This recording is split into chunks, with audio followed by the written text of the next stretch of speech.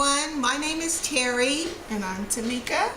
and today we've come to talk to you about marriage.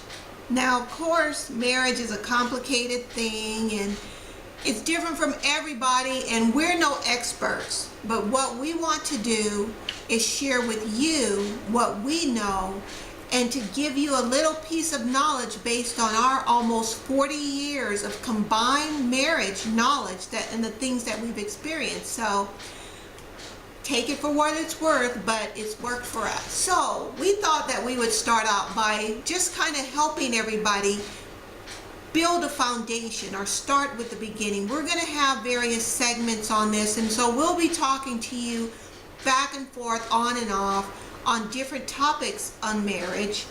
And so you can even contact us, email us, or message us in some way and ask us to talk about particular topics. But right now, we thought we would start talking about the foundation and building a strong marriage foundation. I've always learned that to have a strong foundation, you need the Lord as the center. So you both have a mutual love for God first and foremost. And why do you think that is? I don't know, God first loved us, so I mean, He has more love for us than we can ever give, so maybe that's it. For me, I realized that I guess there's at least two reasons why I realize that God as the center and first in a marriage is important. One is because you have a source of power that's working outside of yourselves, things that you can't see and you don't know within each other. God knows. What your partner may not know about you, God knows about you. What you may not know about your partner, God knows. And so He's able to work things out in ways that you would never imagine. But the other also is that working in a biblical sense and with God as the center, you have a guide, a plan of action. I guess a set of rules to work by. So if we're both working on the same standards to say that this is what we understand, the way that we should treat each other, the way that we're to love each other, the way that we're supposed to respect each other, then that gives you a head start. If somebody's working off of this guidebook over here and somebody's working off of this guidebook or no guidebook at all, there's a problem. Yeah, it's all free willy-nilly. Free willy-nilly, and it'll create havoc, you know.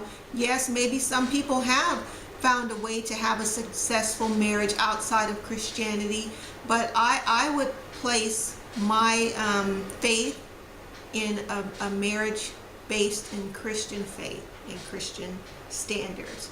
So I thought today we would just give basic foundations, and it's a simple one of what a marriage foundation should be on. And we hear this all the time. You all, I'm sure, have heard of the fruits of the Spirit, right? And it's the attributes that we as Christians should have. But it also sets a strong foundation that if you're working within these fruits, these attributes, it would give you such a head start on how to treat each other. So the first is love. The next is Joy, and then we have peace, long-suffering, gentleness, goodness, faith, meekness. and temperance.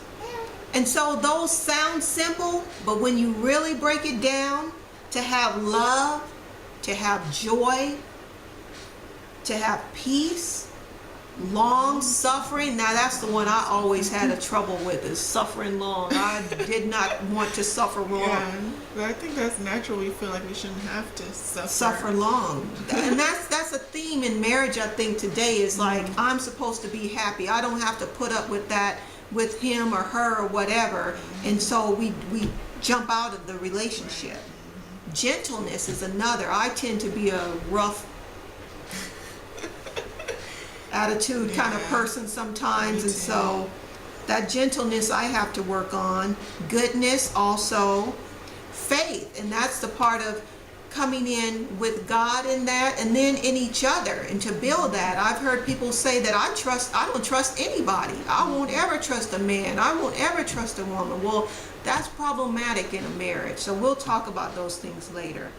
Meekness also, and then temperance in all things, temperance in marriage. So this is the foundation we'll start off on. We'll come back to you later and have a little bit more of what we talk about and building on these things and what these fruit mean and how they can help you in your marriage.